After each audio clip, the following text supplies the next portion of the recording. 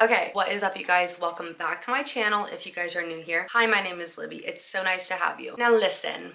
First of all, welcome to this installment of how I'm setting myself up for success in 2024. Okay, long title, but it packs a punch. My 2023 was my most successful year yet, but it was the most transitional year where not too many crazy things happened, not too many life events to document, but I feel like a lot of behind the scenes work was going on. And I've talked to my friends about this and they felt the exact same way, where they were like, it was just a transitional year. I first want to document for myself how I want to set myself up for success in 2024, because we're at the beginning of the year. It's gonna be a great year. I already feel it. And I just think that it's cool to be able to reflect back on where I was at the beginning of the year versus the end of the year, and seeing what happened, what came true, what goals I put in place to achieve, and how all of that comes to fruition. So we've got a brand new Alani flavor. This is cherry twist, literally delicious. I have written out an entire blueprint of what I want to talk about and in the order that I want to talk about it, because I am such a task and goal oriented person where I need to have visuals. I just want to explain to you what I want to put in place, so hopefully it can inspire you or motivate you to do something similar. First thing that I want to get out of the way is the fact that I did create a vision board for 2024.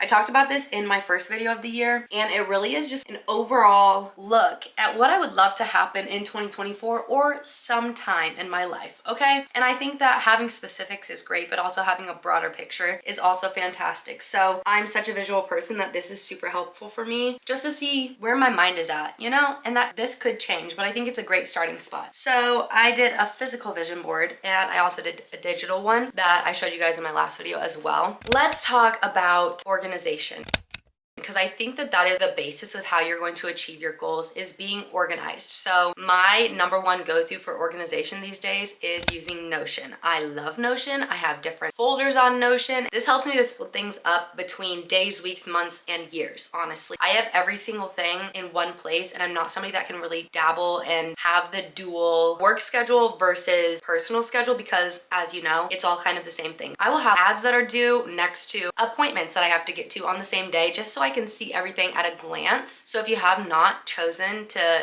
dabble in Notion, 100% recommend it. The Notion template that I use is from the Flourish Planner. It is just their yearly template, and it's fantastic. When we get down to a given day, I think the way that I make it through successfully checking off to-do lists is literally by having a to-do list. And I time block a lot of my tasks. This is something that I started doing when I was in college. With ADHD, your brain is everywhere all at once, but having a visual identifier of what needs to be done is so helpful for me. 7 a.m. to 9 a.m. I'm going to wake up and get my morning started. I'm going to do my skincare and all of that stuff. And then from 9 to whatever hour, I have a new task that I'm working on. I feel like that has really helped me and my ADHD a lot. Tasks and checklists as small as like tying your shoe, drinking your greens, taking your dog out to go potty, those things help me feel a sense of accomplishment no matter how small it is. I know that in my brain I'm like checking something off, and I don't get overwhelmed or upset with myself if I don't get something done, because in reality doing the small things adds up to being able to accomplish the big things, Back to goal setting. In terms of having goals, I think taking those smaller steps towards them is so much easier and a lot more attainable to being able to reach that larger picture. And small goals, they always add up. So if this week you want to have a fully functional, perfectly running car, okay, the first thing that you probably need to do is assess where we're at with the car. Like, what needs to be done to the car to get it to where it needs to be by the end. That might be just calling to schedule appointments and knowing that you need an oil change or you need your tires rotated. See, those small things, they add up to whatever your larger goal is. So then by the end of the week, you've gone to your appointments, got the oil change, got the tires rotated. Hey, you can fully check off that larger goal from that week. And then with having those goals, breaking down the quarters of the year into something that is, a smaller time span to work with, like what you want to achieve in quarter 1, quarter 2, quarter 3, quarter 4. That means that you have 12 weeks to get this task done, 12 weeks to get another task done. And at the end of the year, you'll have a bunch of things that you actually did accomplish. It's not as daunting as saying, oh, in January, I know that I'm going to write this down and I want to get this done by December. It gives you a smaller time frame to work with, which is very, very helpful. I think that having different goals for that quarter is super important. So for quarter 1, I know that I want to work on something in my personal or wellness realm in terms of like my health and fitness and just like my mental health as well. Maybe waking up early is on that list. Then I have something for my financial goals, whether that is saving X amount of money by this quarter, because I know if I do that each quarter, I'll have this amount at the end of the year. Having some type of spiritual goal, which I feel like has just entered my life a lot more in the last year, year, so I want to read 10 pages of the Bible and do a devotional. And then having a goal that is work related. Now for me, since I work on social media, my goals would be being consistent with uploading to my platforms and also growing my platforms, and then kind of zooming out and walking back what I need to do to accomplish that goal of being consistent and growing my platforms. So that would mean filming regularly, making sure that I'm editing on time and getting things turned in. So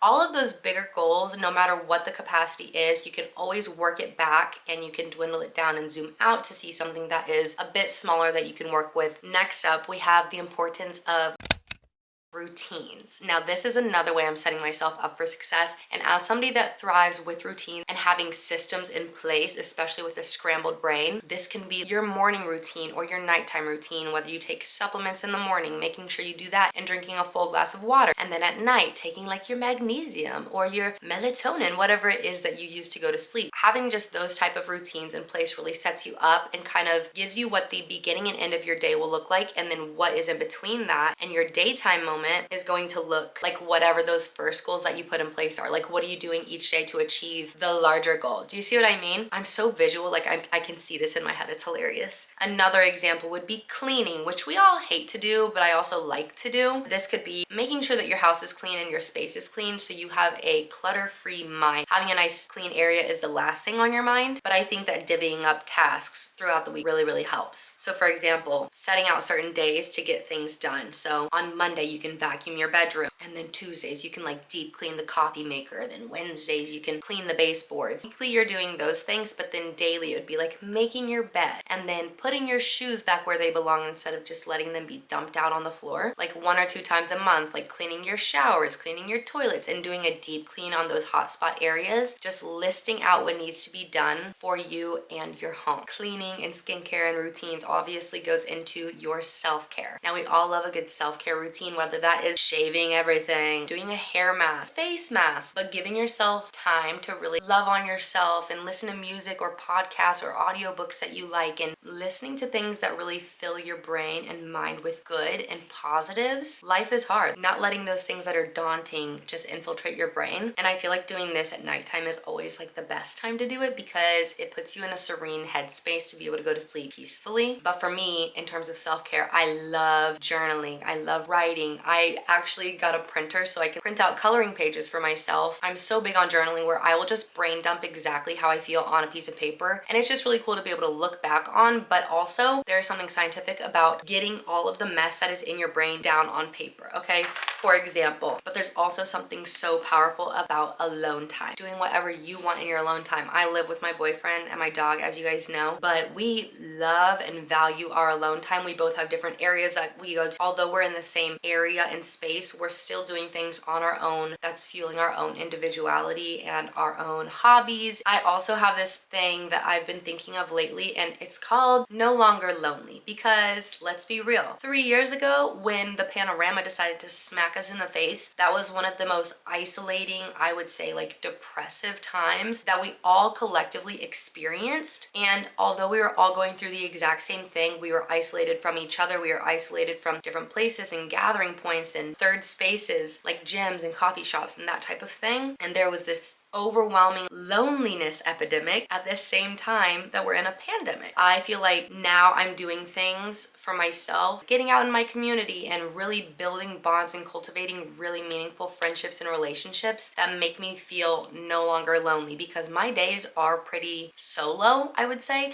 unless I do something to get out of the house and, you know, initiate some type of action where I'm hanging out with someone. I spend a lot of time alone, and that can be very isolating. And as much as alone time is very special and important, I think getting out in public and hanging out with people that are like-minded is also equally as important. This year is the year of hashtag no longer lonely, okay? Another way I'm setting myself up for success in 2024, I'm giving myself grace, okay? I'm giving myself grace to feel my feelings and to cry when I need to, and to have outbursts, appropriate outbursts. But you know, sometimes we are big children. We're adults that have big feelings just like kids do. And I think that the world and life can be very daunting, and it can be very, very overwhelming. And trust me, I live in reality where I see this daily. But I think that there's something to be said about giving yourself grace and allowing yourself to feel whatever it is you are, giving yourself a little countdown and saying, okay, I'm gonna cry it out, or I'm gonna weep and I'm gonna wallow and be in my own self-pity for this amount of time, and then it's time for me to get up and get what I need to done. There's something very important about giving yourself grace, because we are not perfect and things are not perfect and life is not perfect and other people are not perfect all the time. Giving yourself grace and also giving other people grace and meeting them where they're at is very important, because I think we also want people to meet us where we're at. If we're having a hard time, or we're struggling, or we're depressed, or we're down, we can only do the best with what we have. And I remember there was a time where my mom, she felt bad about something that happened when we were younger. I don't even remember what it was. It's funny when you have to parent your parents sometimes. But I literally had to stop her and tell her that you did the best that you could with what you were given and with what you knew, okay? And she's like, you know what, you're so right. And I think that we all need that reminder that this is all our first time like being here in these bodies, okay? So giving yourself grace and giving other people grace is one of my top 3 things for this year. And then I talked about this in one of my previous videos. I know not everybody is like Christian, but I do want to just throw this in here. Whatever you believe, whatever you manifest, whoever you talk to, it is so important to sit in the answered prayer, because I feel like when I was battling my anxiety and depression, you just want everything to kind of like absolve itself, and you just want everything to go away. This is where a bad day still luxury comes in, because when life is so hard and you don't feel like moving forward, realizing that a bad day is still a luxury is so important to me. I had a girl that just messaged me today, and she was telling me about how her mom has been diagnosed with cancer and she's in round 2 of chemo right now, and she's like, how do you keep going and how do you think and like sit in the idea that a bad day is still a luxury when the world is crumbling around you? And a bad day is still a luxury came up so organically and so authentically when I was talking on my stories years ago, and it was after we dealt with the loss of JJ's mom, so my mother-in-law. And as hard as it is to try to be positive in those moments when you're grieving or you're just so down, I think pulling out from the situation and zooming out and realizing like, I got to wake up today. This could be the worst day of my life and everything around me can be crumbling, but realizing that you had the opportunity to wake up today when a lot of people couldn't and a lot of people don't every day, that I feel like is such a perspective change, and 100% totally valid to still throw punches at the air and scream and cry and want to just give up. But I think when you're able to zoom out and say, you know what, this bad day is still a luxury because I got to wake up and I get to wake up tomorrow and try again. There's something so pure and like, I don't know, meaningful about that to me. And I'm so happy that so many people resonate with a bad day still a luxury, because it is. No matter how hard our days are, like I've been there, I get it, trust me. But we had the opportunity to wake up today, and that is a luxury and it's so valuable. That also ties hand in hand with just like sitting in the answered prayer, because a lot of times I feel like, not to be morbid, but a lot of people probably didn't think, and I myself didn't think I would reach age 25 or 26 when I was in the heat and depth of my depression. And I'm sure a lot of people can relate to this. It's like you kind of don't plan life after a certain age, and here we are now. Like, I'm so proud of us. High five.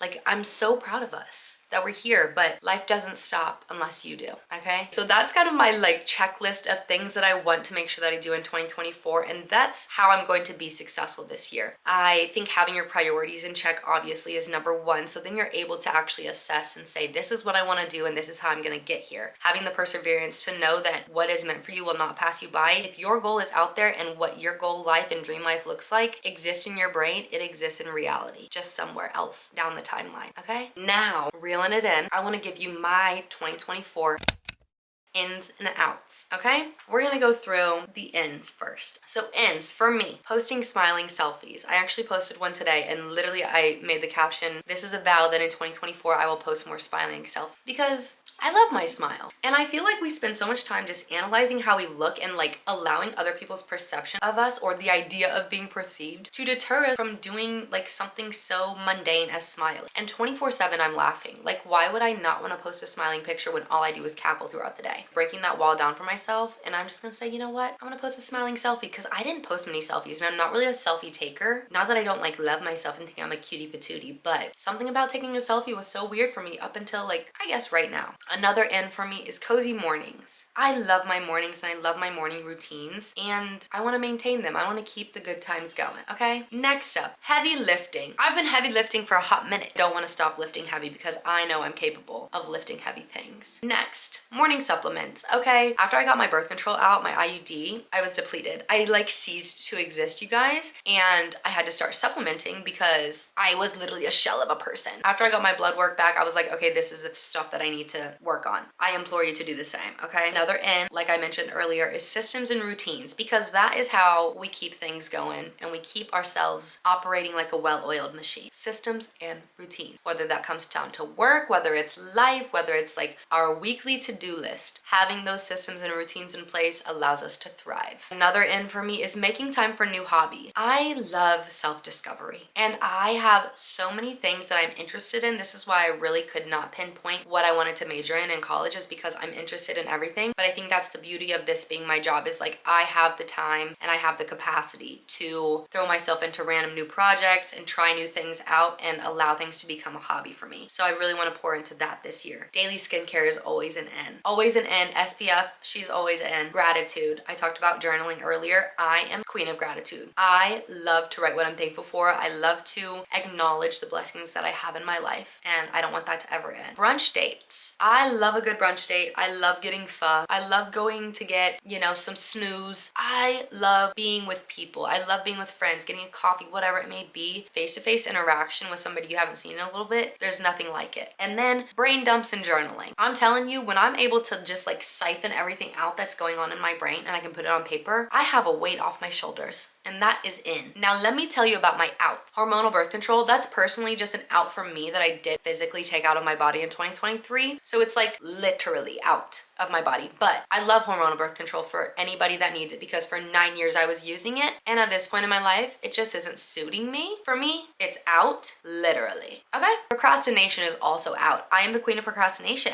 and I think that I procrastinate when I don't have a to-do list that is like set in stone. So procrastinating is out. We're gonna make sure we're very organized this year. Next, negative self-talk. I am the queen of self-deprecating humor. Okay? I love to throw myself under the bus. I love to be a doormat sometimes, but this time around I'm saying no to that. I'm not gonna just allow myself to make fun of myself to make other people comfortable, but also to make myself feel more comfortable. I think you know what I mean, where it's like you'll say something really hindering to your own mental health about yourself, thinking that it'll make the situation better, but in turn you're consuming exactly what you say to yourself. Like, you want to have good thoughts and good things entering and exiting your body. Another out for me is rescheduling appointments. Ooh, I'm really bad about that. It's just out. It's like not cool. Get to your appointment. You literally have all the time of the day. Ooh, unnecessary spending. I honestly have been pretty good about this, and obviously 2024 is a big year. We're literally buying a house and we're gonna be moving in soon. I cannot wait.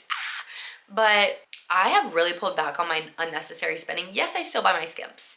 Yes, I still like to, you know, get a little latte, a little chai latte when I'm out, but I really want to prioritize things that are helpful to me that I will not get tired of. You know, I want stuff that's going to be useful. I want things that are going to be helpful to me in my future. A couple extra little decor pieces at Target probably aren't going to be that for me. Instead, maybe I can get like a new organizer for the pantry. You know what I mean? Something that's going to be useful and functional. Another out is mindless scrolling. We all do it. Literally, when I wake up in the morning, I'm like, oh, what can I scroll down today? What dopamine can hit my brain from me scrolling? It's out, okay? It's gonna take me a while, but it's out. Staying in the house all day. We need to be outside. We need to feel Mother Nature. We need to feel fresh air. I love the fact that now we have a patio, my couch outside, because I enjoy going outside. I know it's cold where you guys are. I'm in Houston. I can go outside and just like read my Bible and feel fresh air on my face. You know, not getting out of the house, that's an out. Oh, I really called myself out with this one. Not finishing laundry. Guilty. I do that, okay? Not only are we going to wash the laundry and dry the laundry, we're gonna take it out of the dryer. Yes, yes, you too. And then not only that, we're gonna take it out of the dryer and fold it, which I know we all do. Here's the kicker. We're gonna fold it and then put it away. I know that's the hardest thing for me. I will wash laundry, and what we're not gonna do is wash laundry, have clean laundry in a basket, and since it's wrinkled and we haven't touched it and folded it and put it away, we're not gonna put it back in the washer, okay? That's out. Another out for me is unfulfilling relationships and transactional relationships. I feel like it's very hard in our 20s to find friends, especially post-college. I feel like it's hard to find friends that are super meaningful, and I love a good acquaintance. I love a good like hi and bye type of friend, but people that are not pouring into me the same way I'm pouring into them, I've got to say goodbye. Not deuces, but like bye-bye. I really don't like transactional friendships or relationships where it feels like a tit for tat, you know? I want something that is so meaningful to me, which I feel like I said last year, and I really did get that this year. My relationships have only grown and deepened since I've poured into like the very, very important ones to me. So transactional relationships, you're cut. I think that wraps everything up. I'm pretty proud of myself for how I condensed that, guys. Condensed. I am so excited for 2024. It's gonna be a great year. I have faith in you. I know it's gonna happen. I know your goals will be achieved, and I know mine will too, okay? So I want you to clap for yourself. I want you to give yourself a high five and a pat on the back. And if nobody's doing it for you, I promise I am. Message me goals that you have set for yourself and comment the goals that you have set for yourself. But when you hit one of those goals, either come back to this video or send me a DM so I can congratulate you, because I feel like it's kind of rare that we celebrate each other. And it's not vain. It's not too much to be proud of yourself for achieving your goals, okay? I feel like when I used to hit milestones, I would keep it to myself. And you know what? Everything that you achieve and everything that you're proud of deserves to be celebrated. So if you don't have anybody there congratulating you and celebrating you, let me be the one, okay? Because I love you, all right? And I'm so proud of you, and I'm so thankful that you're here. That wraps up my little how I'm setting myself up for success in 2024, okay? And I hope that you set yourself up for success as well. If you guys enjoyed this video, please let me know by giving it a thumbs up. You guys also be sure to subscribe, because this is my year of YouTube. All right, it's my year of YouTube. I'm very excited for it. Subscribe so you don't miss a video with me. And you guys, you right there, you can keep up with me every single day on Instagram and TikTok at Libby Christensen, and I will talk to you guys later.